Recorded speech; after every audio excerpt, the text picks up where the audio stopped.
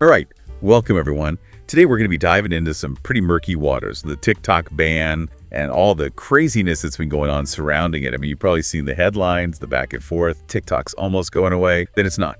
It's been a wild ride. It really has. A lot of twists and turns. It definitely has. And today we're going to break it all down, try to make sense of it all, using some great articles from Forbes and CNN.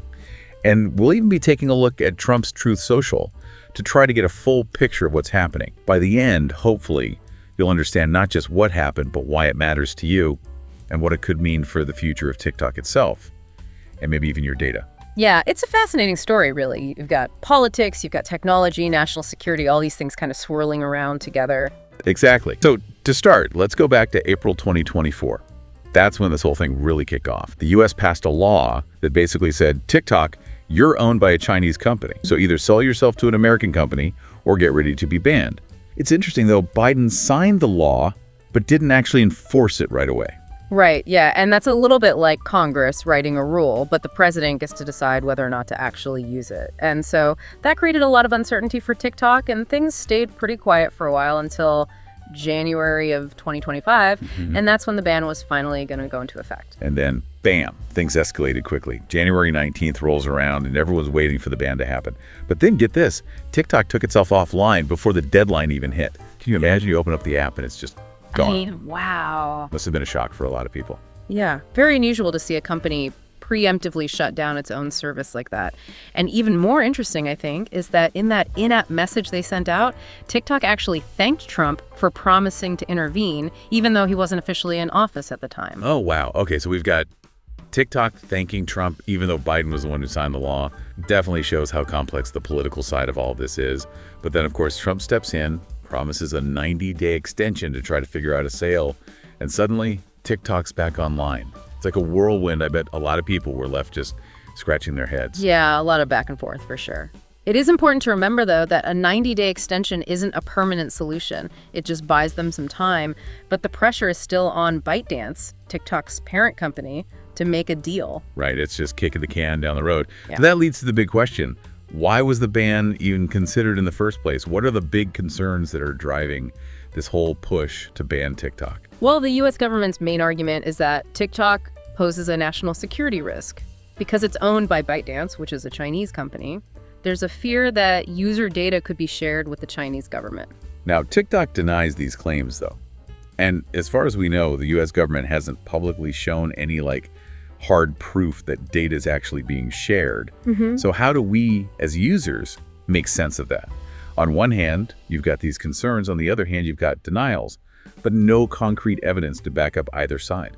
It's a tough spot to be in, for sure. I think it highlights the challenges of navigating data privacy in a globalized digital world. And it really makes you think about, where is that line between protecting national security and respecting individual privacy? For sure, yeah. Where do you even draw that line? And then you have this whole other thing. There was an investigation by Forbes, and they found that ByteDance actually did use TikTok to spy on journalists. That kind of adds another layer of complexity to the situation. Absolutely, yeah. It raises some eyebrows. It makes those initial concerns about data security seem a lot more real. Makes you really question ByteDance's claims that user data is safe. Right. How can we trust what they're saying? And this isn't just some abstract debate. This is about your data. The information TikTok collects about you as you use the app. Things like your interests, your location, maybe even your payment information. What if TikTok is forced to relocate its servers because of a ban?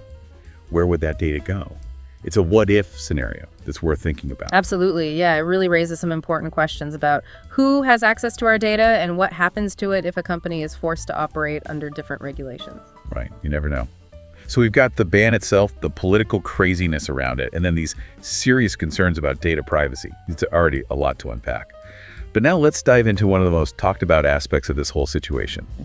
Who is going to buy TikTok? Because there are some big names in the running. Oh yeah, for sure. Some really big players. Yeah, it's exciting. Yeah, it feels like we're watching a high-stakes game, who will win the TikTok prize. It's like a bidding war, yeah. All right, so first up, we've got Project Liberty. Their group led by John McCourt. He's a businessman. And Kevin O'Leary, who you might know from Shark Tank.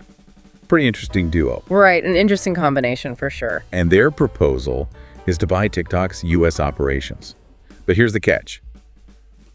They want it without the algorithm.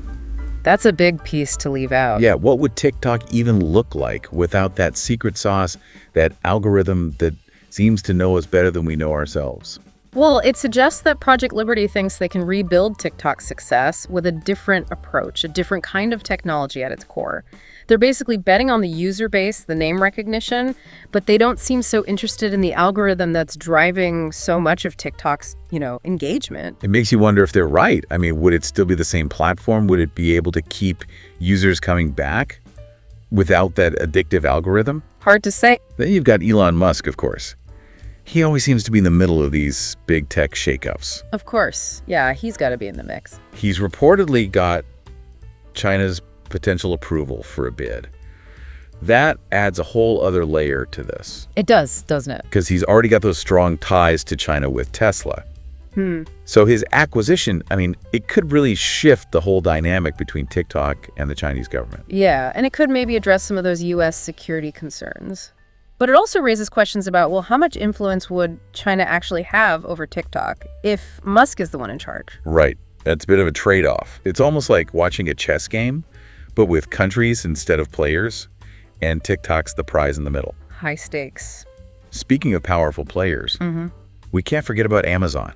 Oh, yeah, they're a big one. They're already partners with TikTok. You can buy things right through the app. I've done it. Could you imagine them owning the whole thing? Oh, wow. It would be a shopping behemoth. Yeah, for sure. Imagine scrolling through TikTok and instantly buying whatever catches your eye. Yeah, that's the dream or the nightmare, depending on how you look at it.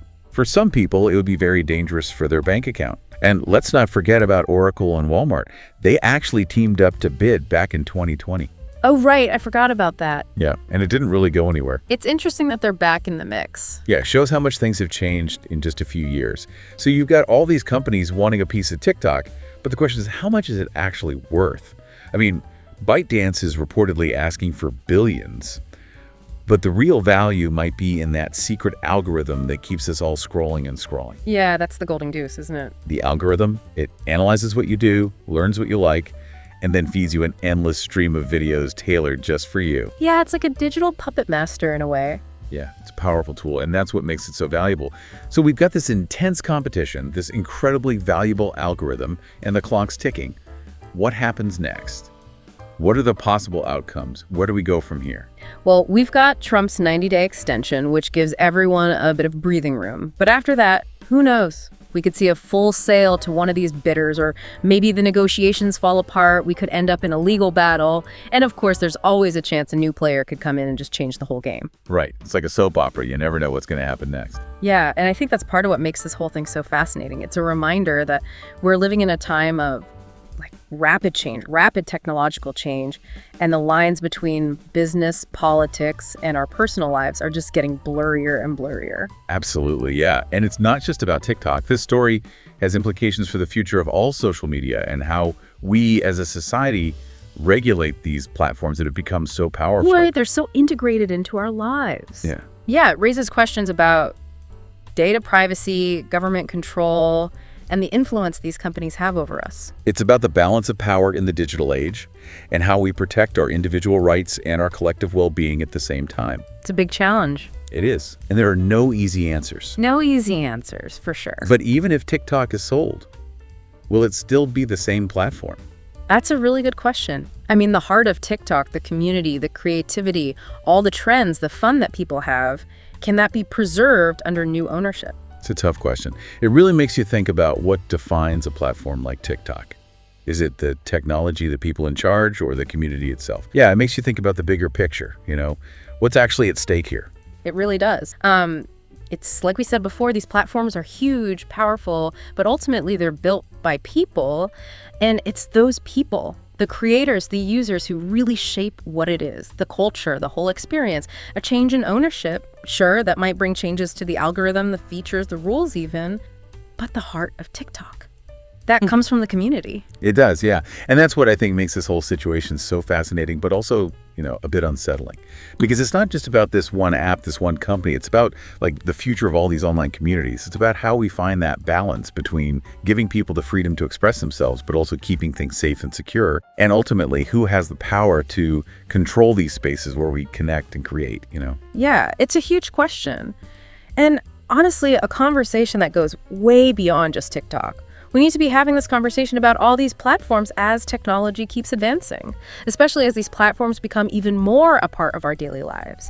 We need to understand what the risks are, what the benefits are. We need to ask those tough questions about data privacy, about those algorithms and the potential for bias, and how these companies might be influencing our culture, even our democracy. Yeah, you're right. And it's a lot, it can feel overwhelming sometimes, right? Like, where do you even start with these big issues? It can, yeah. Yeah. But I think just recognizing that these platforms have power, that's a huge step. Understanding how they work, being aware of the choices we make as users, all of that matters. Absolutely. I think that's the starting point, awareness. Being informed, thinking critically about the information we see, and engaging with these issues, having those conversations not just with the experts or the people making policies, but with everyone, our friends, family, each other. Because in the end, it's us, the users, who shape what these platforms become. That's a good point. So we've covered a lot of ground in this deep dive, huh? We went from that initial ban to the political roller coaster to this battle to buy TikTok and the power of that mysterious algorithm.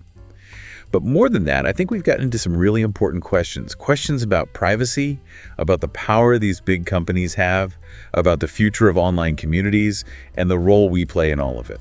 Yeah, it's complicated. There aren't any easy answers. Definitely not. But hopefully this has given everyone something to think about, some new perspectives, maybe even sparked some of those conversations we were just talking about. I hope so, because that's what this is all about. Keep asking questions, keep exploring, and keep diving deeper into the world around you. Until next time, stay curious.